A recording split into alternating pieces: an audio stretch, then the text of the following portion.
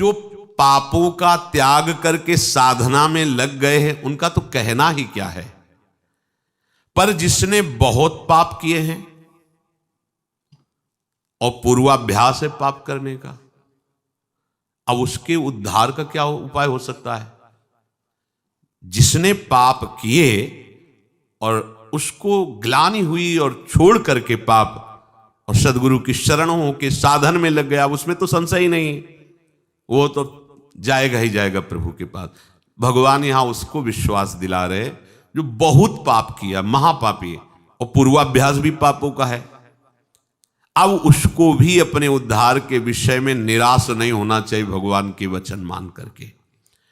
महापापी से पापी मनुष्य भी यदि सोच ले कि इसी जन्म में अब मुझे अपना कल्याण करना है, तो पुराने पाप उसको बाधा पहुंचाने की चेष्टा करेंगे। ऐसा नहीं कि वो शांत बैठे रहेंगे। वर्तमान के पाप उसको बाधा पहुंचाने की चेष्टा करेंगे, पर वर्तमान में साधु संग हो गया और उसने ठान लिया है कि मुझे अपना कल्याण करना है, उस ठानने में वो उनकी बात मानेगा। वर्तमान के पापों पर रोक होनी शुरू हो जाएगी और उनकी बात मानने पर उपासना में धीरे धीरे रुचि होने लगेगी, और जहां रुचि हुई तो पूर्व पाप जो बाधक है वो नष्ट होना प्रारंभ हो जाएंगे। उसके हृदय में ये निश्चय होने लगेगा कि आज से मैं कभी पाप नहीं करूंगा। ध्यान दीजिए, ये कब हम जाने कि हमारे पुराने पाप नष्ट हो रहे हैं? वो तुम्हारे हृदय में जब ये निश्चय होने लगे आज से मैं पाप नहीं करूंगा, तो आपका हृदय इतना पवित्र होने लगा है कि पाप ना करने का, निश्चय करने का अधिकार कर रहा है। केवल भगवत प्राप्ति के लिए ही अब मैं चेष्टा करूंगा, उसके पापों का नाश होते देर नहीं लगती। जहां ऐसा निश्चय किया, फिर समझ लीजिए पुराने पाप जो बहुत समय से कर रहे हैं वो भगवत मार्ग में नहीं आने देते, आने ही नहीं देते। वो बहुत बड़े बंधन है। कहीं भगवत कृपा से साधु समागम के शब्द पड़े और ये लगा कि मैं तो महान पाप करने वाला नीच हूं, मेरा कल्याण कैसे होगा? देखो वचनों का प्रभाव, सत्संग सुनने से मेरा कल्याण कैसे होगा, ये बात आ गई। अच्छा, कल्याण तो साधु महात्माओं के संग से, सत्संग से होता है, पर मेरा अभ्यास वर्तमान में पाप करने का कैसे बनेगा? उनके समीप गया, अपने कल्याण के लिए जो चेष्टा करनी चाहिए वो संत महात्मा बताने लगे। उनके शासन में ध्यान रखना है। यदि आप जैसे वाल्मीकि जी ब्रह्म के समान हो गए तो उन्होंने संत का शासन स्वीकार कर लिया। जब तक हम नावे तब तक ये बैठे रहना हो, तो नाम सीधा नहीं जप सकते तो उल्टा जपो, मरा मरा मरा, सिद्ध हो गए। संत का शासन संपूर्ण दुर्वासना और पाप का नाश करने के लिए होता है। जहां उस संत का शासन स्वीकार किया तो हृदय में बात आने लगती है, अब लो नशानी, अब ना नशा, बहुत पाप किया, अब नहीं करूंगा, हो गया। ये जब आने लगे तो जान लो पूर्व जो पाप बाधक थे वो नष्ट हो गए। तभी ये बात, जो पे दुष्ट हृदय सोई हुई, मोरे सन्मुख आओ की सोई। अब जे ही उसने ये जीवन में निश्चय किया आप केवल भगवत प्राप्ति, तो उसके सारे पाप नष्ट होने में देर नहीं लगती।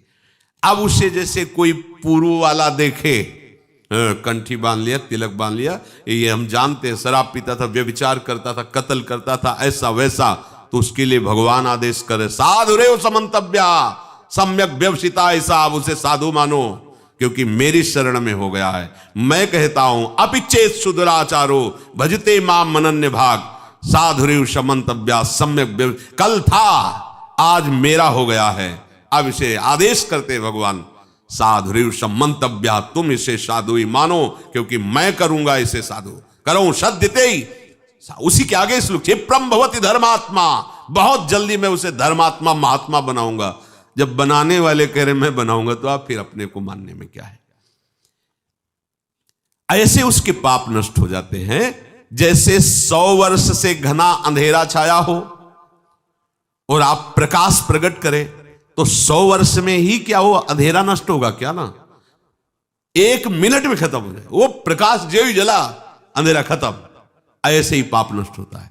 बोले बहुत पुराना पापी है और ऐसे ही खत्म हो गए। ऐसे ही खत्म होता है शरणागत का पाप, जैसे 100 वर्ष से साल में अंधेरा है, एक बल्ब जला 1 सेकंड में प्रकाश हो, खत्म अंधेरा 100 वर्ष का। अब उसके लिए यह सिद्धांत नहीं कि 100 वर्ष आप प्रकाश करो तब अंधेरा खत्म, नहीं, ऐसे ही एक क्षण में पाप सारे के सारे भस्म शरण ने स्वीकार कर लिया।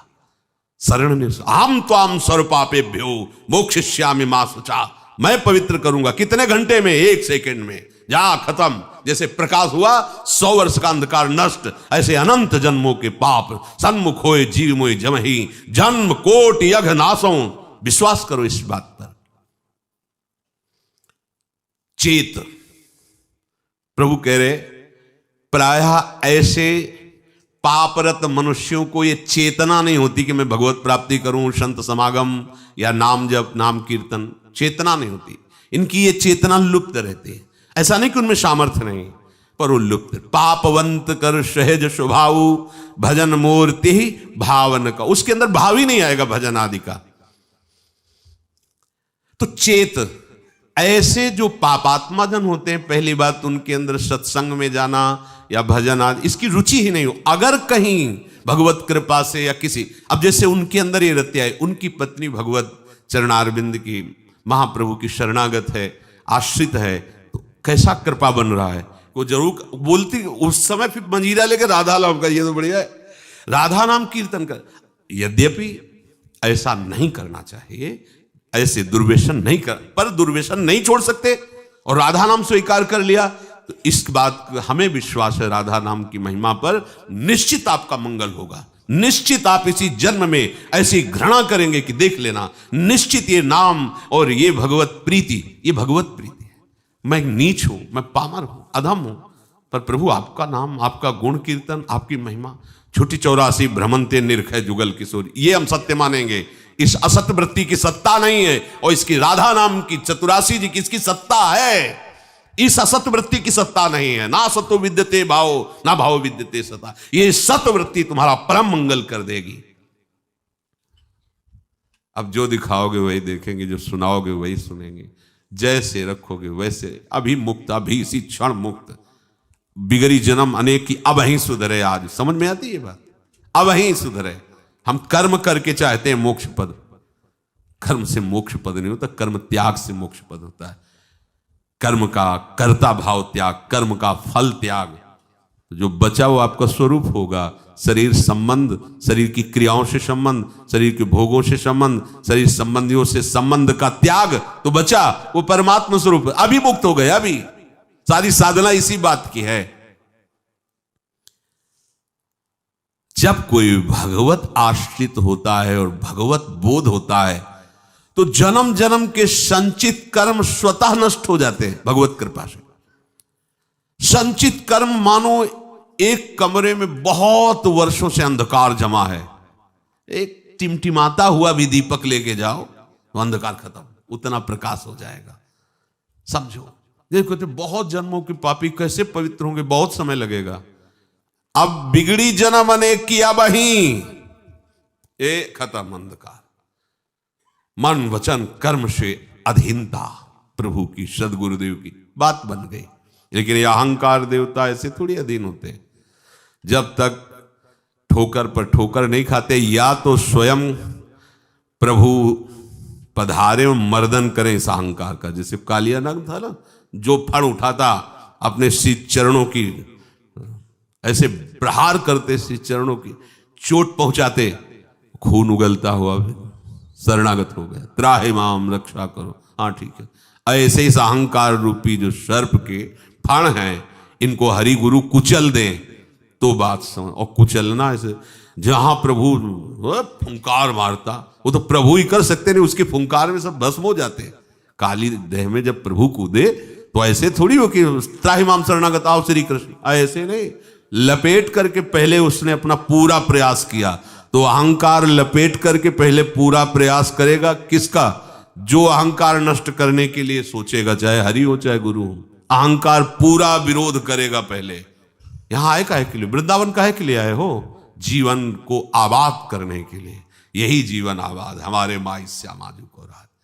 जीवन तो बर्बाद इधर होता है, एक एक श्वास विषयों में व्यर्थ जा रही, उसे बर्बाद कहते। ये तो सत्संग है, राधा नाम कीर्तन है, यश है प्रिया प्रीतम का, और कुछ नहीं है तो व्यास भरोसे कुंवर के सोवत पांव पसार। लाडली जी के भरोसे सो रहे हैं, उनका उच्छिष्ट पाके उनके लिए जीवन व्यतीत कर रहे हैं, हो गया। जो अनुकूलता प्रतिकूलता परिस्थिति, शरीर के सुख दुख, शरीर के संबंधियों का व्यवहार अपने चित्त पर रखता, वो कैसे परमार्थ का पथिक बनेगा? ध्यान दीजिए, अनुकूलता प्रतिकूलता का प्रभाव, शरीर के संबंधियों का प्रभाव, वो असंतुष्ट हैं थोड़ा, इसलिए किस किस को हम संतुष्ट करेंगे? भगवत मार्ग में चले हैं, आप अगर सपोर्ट कर सकते तो हमारे हो, नहीं हम जानते भी नहीं कि तुम हमारे कौन हो। जाके प्रिय राम वैदेही तजिए ताहि कोटि बैरी सम जद्य परम सनेही, परम सनेही।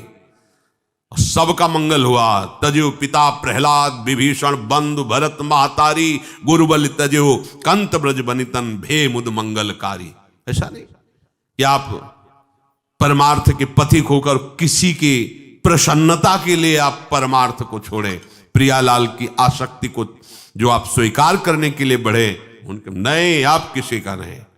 अगर आप हमारे स्नेह संबंधी हो तो मेरे प्राण प्रीतम से मिलने का सहयोग कीजिए, अगर नहीं तो तजिए ताहि कोटि बैरिशम जद्य परम स्नेह। इस मार्ग के पथिक में गुंजाइश नहीं होती, किसी के आंसुओं पर, किसी की धमकी पर ये मार्ग नहीं रुकता। ये मार्ग केवल हृदय की उत्साह संपन्न वृत्ति से भगवत मार्ग को स्वीकार किया जाता है। अब जो होगा देखा जाएगा। तो ये मार्ग अपने जो आराध्य देव का बल प्राप्त हुआ उसके बल से चला जाए। आप लोगों को तो उपदेश मिल रहा है, सुविधा मिल रही, सपोर्ट मिल रहा है, कोई सपोर्ट नहीं। 13 वर्ष की अवस्था, कोई बस वही एक भगवान का बल, उन्हीं का निश्चय, हर जगह सावधान। नई अवस्था थी, कहीं कहीं कोई फंसाव नहीं, सीधे निकल। गंगा की धारा जैसे प्रवाहित होती है, ऐसे जीवन की धारा उन्हीं के चरणों में। अब वृंदावन आ गए। प्रतिकूलता, तिरस्कार, अपमान, क्लेश, ये जीवन का हमारा लक्ष्य है, यही हमारे लक्ष्य की पूर्ति कराएगा। कल इन लोगों से बता रहे थे, देखो अभी सर्दी नहीं आई, श्री जी ने आप सबकी व्यवस्थाएं कर दी। हम अपनी आपको बताते हैं, कभी कभी जब ज्यादा सर्दी होती तो पास के आश्रमों में जाते तो देखते थे सब अपने अपने कंबल लिए ओढ़े, कोई पूछता भी नहीं था कि पता नहीं कंबल उड़ा दे रात में लेके भाग जाए तो। ऐसी कांपते हुए शरीर ठंडी करती, फिर निश्चय किया ओढ़ना ही नहीं, हमें आश्रय ही नहीं लेना इसका। और भगवत कृपा से कभी जुखाम या बुखार भी नहीं आया। भीषण सर्दी ऐसे सहते हुए आपके अंदर सब सामर्थ है। रहीमन बहु भेषज करत ब्याध न छाणत साथ, खग मृग बसत अरोग बन हरि अनाथ के। इन दवाइयां खा के व्यवस्था करके भी कभी जुखाम नहीं, 10वें वर्ष कभी जुखाम नहीं हुआ। भीषण सर्दी गर्मी बरसात हर ऋतु को वो शरीर सामर्थ्यशाली हो, भगवान वैसी कृपा करते हैं।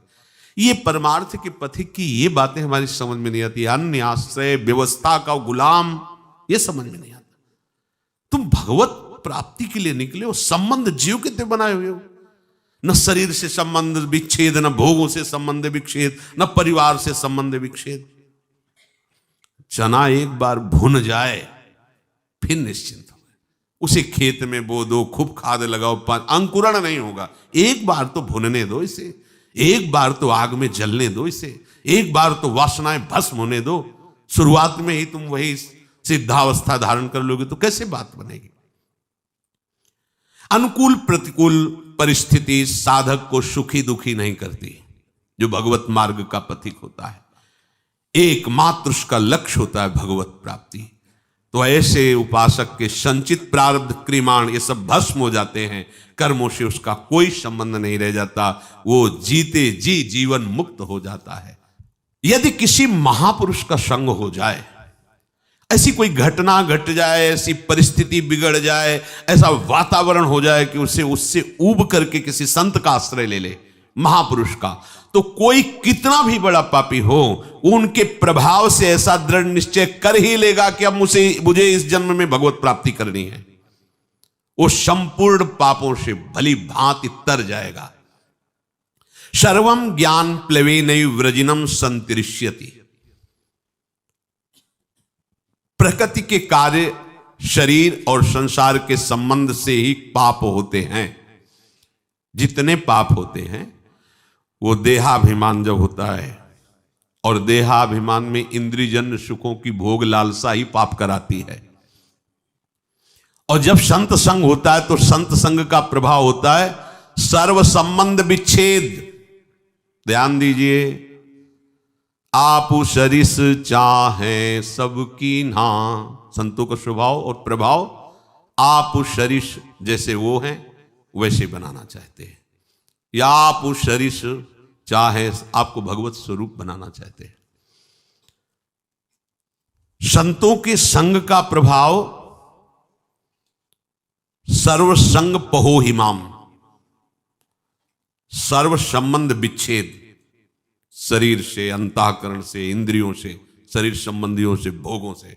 अगर ये नहीं तो संत संग नहीं हो रहा है।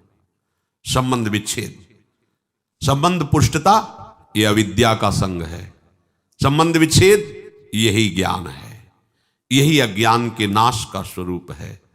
ये अहमता ममता एकमात्र प्रियालाल के चरणों में समर्पित, कोई संबंध नहीं। ध्यान देते हो इस बात पर? ओ नहीं, ये वो प्रपंच लादे घूम रहे हो, जैसे धरिवंश प्रपंच बंच सब ये काल ब्याल को खायो, ये जिए जान श्याम श्यामापद कमल संग शिरनायो। सर्वम ज्ञान प्लवेनैव व्रजिनम संतरिष्यति। जहां वो संत महापुरुष के संग के प्रभाव से सर्व संबंध विच्छेद हुआ तो अब उसको तरना बाकी नहीं रह गया, तर गया। मूला भावे कुतः शाखा, जब मूल ही कट गया तो अब शाखा कहां टिकेगी?